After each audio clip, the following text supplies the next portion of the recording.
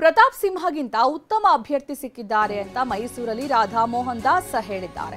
Pratap Simha ticket ಸಿಕ್ಕಿಲ್ಲ ಅನ್ನುವಂತಹ ಕಾರಣಕ್ಕಾಗಿ ಅವರು ಅಸಮಾಧಾನಗೊಂಡಿದ್ದು, ನಿರಾಶರಾಗಿದ್ದು, ಇದರ ನಡುವೆ ಮೈಸೂರಲ್ಲಿ ರಾಧಾ ಮೋಹನ್ ದಾಸ್ ಅವರ ಹೇಳಿಕೆ ಅವರಿಗಿಂತ ಉತ್ತಮ ಅಭ್ಯರ್ಥಿ, ಯದುವೀರ್ ನಮ್ಮ ಉತ್ತಮ ಅಭ್ಯರ್ಥಿಯಾಗಿದ್ದಾರೆ. ಮೈಸೂರು ರಾಜವಂಶಸ್ಥರ ಇತಿಹಾಸ ಗೊತ್ತಿದೆ, ಕರ್ನಾಟಕದ ಅಭಿವೃದ್ಧಿಗೆ ಅಪಾರ ಕೊಡುಗೆಯನ್ನು ಕೊಟ್ಟಿದ್ದಾರೆ. ರಾಜವಂಶಸ್ಥರ ಬಗ್ಗೆ ಇಡೀ ದೇಶಕ್ಕೆ ಗೊತ್ತಿದೆ.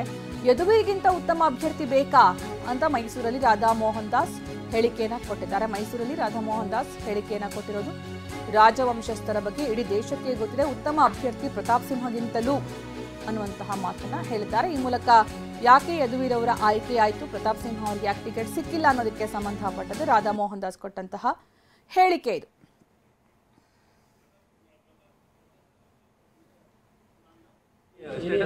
Obviously, Yaduvir is a star campaigner. Pratap Sinha also is a star campaigner. Don't bother much about that. Any status for Pratap Sinha in future? Any status? I told you for today he is a star campaigner.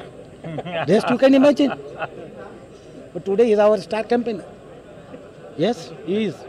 Obviously, Yaduvir is a star campaigner. Pratap Sinha also is a star campaigner. Don't bother much about that. Any status for Pratap Sinha in future? Any status?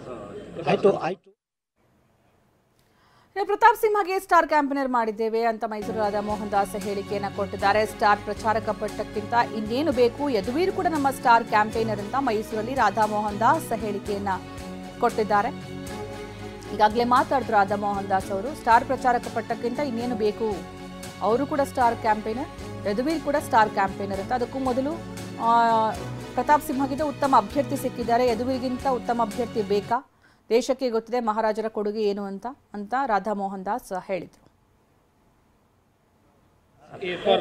Obviously, Yaduvir is a star campaigner. Pratap Sinha also is a star campaigner. Don't bother much about that. Any status for Pratap Sinha in future? Any status? I told you for today he is a star campaigner. Rest you can imagine. But today is our star campaigner. Yes, he is.